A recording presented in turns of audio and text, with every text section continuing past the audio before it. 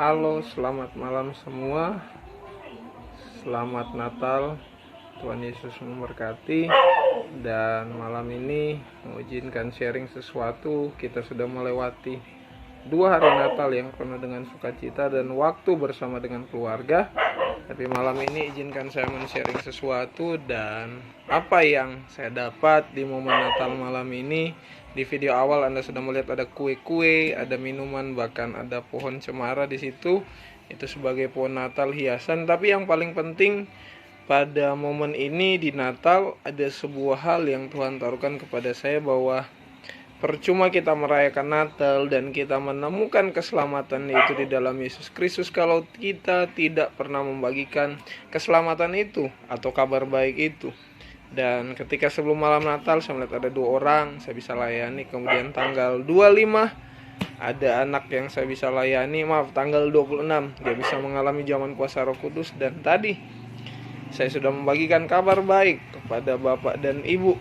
Dan saya percaya bahwa kehidupan kita tidak hanya bicara tentang stay di dalam, tetapi kita juga dipanggil untuk pergi.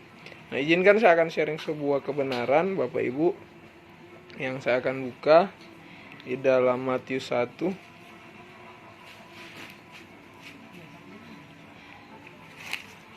ayatnya yang ke 21. Matius 1 ayat 21 berkata, "Ia akan melahirkan anak laki-laki dan engkau akan menamakan dia Yesus, karena dialah yang akan menyelamatkan umatnya dari dosa mereka." Anda tahu bahwa Yesus datang, Bapak Ibu, untuk menyelamatkan umatnya dari dosa mereka.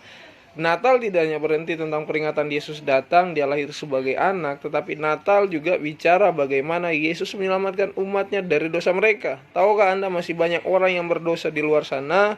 Cukup betul Anda mengalami Natal bersekutu dengan keluarga, tetapi bagaimana Anda juga punya kewajiban yang untuk menyampaikan kabar baik ini buat orang-orang di sekitar sana. Sampaikan tentang Yesus, beritakan tentang Yesus, bahwa Yesus menebus umat manusia, Yesus mengasihi mereka sehingga mereka mengenal keselamatan itu. Terserah responnya apa, tetapi tugas kita sebagai murid-muridnya menyampaikan kabar baik ini.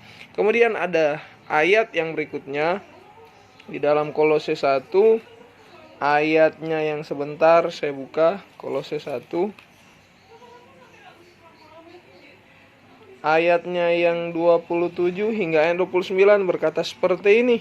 "Kepada mereka Allah mau memberitahukan betapa kaya dan mulianya rahasia itu di antara bangsa-bangsa lain, yaitu Kristus ada di tengah-tengah kamu. Kristus yang adalah pengharapan akan kemuliaan. Dialah yang kami beritakan apabila tiap-tiap orang yang kami nasihati dan tiap-tiap orang kami ajari dalam segala hikmat, untuk memimpin tiap-tiap orang kepada kesempurnaan dalam Kristus. Itulah yang kuusahakan dan kupergumulkan dengan segala tenaga sesuai dengan kuasanya yang bekerja dengan kuat di dalam aku." Ini adalah ayat Paulus yang terdapat di dalam Kolose 1 ayat 27 sampai 29 dalam kata bahwa Allah mau memberitahukan ada betapa kaya, betapa mulianya rahasia di antara bangsa-bangsa. Rahasia apa itu yang begitu kaya dan mulia? Itu Yesus Kristus yang adalah pengharapan akan kemuliaan. Mereka yang sudah sakit, mereka kehilangan pengharapan, mereka kehilangan keputusasaan, mereka yang bergumul dengan pengampunan, mereka yang tertolak. Tahukah Anda ada Kristus yang adalah pengharapan kemuliaan, yang satu-satunya solusi buat dunia ini. Dan dibilang dialah yang kami beritakan, Paulus berkata, apabila tiap orang kami nasihati, tiap-tiap orang kami ajari dalam segala hikmat, untuk memimpin tiap-tiap orang kepada kesempurnaan dalam Kristus. Paulus, seorang rasul kasih karunia yang luar biasa, dibilang yang dia beritakan, dia ajari, dia nasihati untuk memimpin orang-orang kepada kesempurnaan dalam Kristus. Apa yang Yesus lakukan di kayu salib, ada kesempurnaan yang dia lakukan, bahwa manusia tidak bisa berbuat apa-apa. Kristus yang ada dalam kesempurnaan sebagai Tuhan dan Juru Selamat, yang mengampuni, mengubahkan, dan memberikan kehidupan. Itulah yang harus kita beritakan. Dan bilang, itulah yang kuusahakan dan kupergumulkan dengan segala tenaga sesuai dengan kuasanya yang bekerja dengan kuat dalam aku. Bapak Ibu, hari ini di tengah masa pandemi, yang perlu kita lakukan biar orang mengetahui Yesus sebagai Tuhan dan Juru Selamat adalah pengharapan kemuliaan itu. Percuma Anda sudah mengalami keselamatan, tapi kalau Anda tidak membagikan keselamatan itu, mari, begitu penting pesan yang singkat sebagai semua umat yang percaya.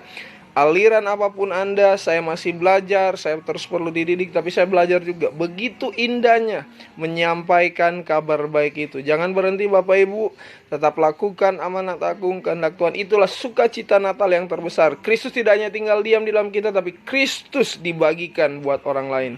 Demikian pesan singkat saya malam ini. Shalom, saya Raymond Jufurli Langingi atas nama keluarga, saya sendiri dan juga istri Retna Lisa Sinauru dan anak kami Sefteo Dwight Langingi, yaitu keluarga Langingi Sinauru, mengucapkan selamat Natal di tahun 2021 ini yang walaupun sudah lewat, tapi saya percaya sukacita Natal memberkati kita dan memberkati bangsa juga. Kita tetap dalam perlindungan tangan Tuhan, melindungi bangsa kita. Shalom, ada kesatuan harmonis antara sesatu sama yang lain walaupun berbeda agama, berbeda suku dan ras, dan saya percaya Indonesia dalam tangan Tuhan. Terima kasih. Shalom, Tuhan Yesus memberkati.